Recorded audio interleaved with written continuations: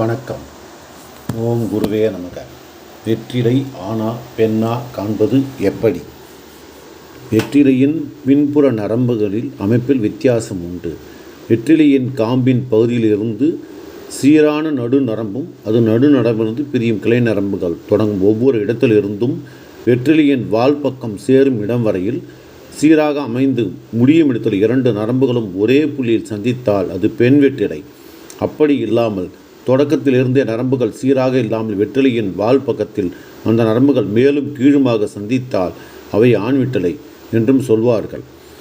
இந்த ஆண் வெற்றிலை பெண் வெற்றிலை என்பது நம் ஜாதகம் பார்க்கும் பொழுதும் புத்திரர்களை பற்றி அறியும் பொழுதும் நமக்கு தேவைப்படும்.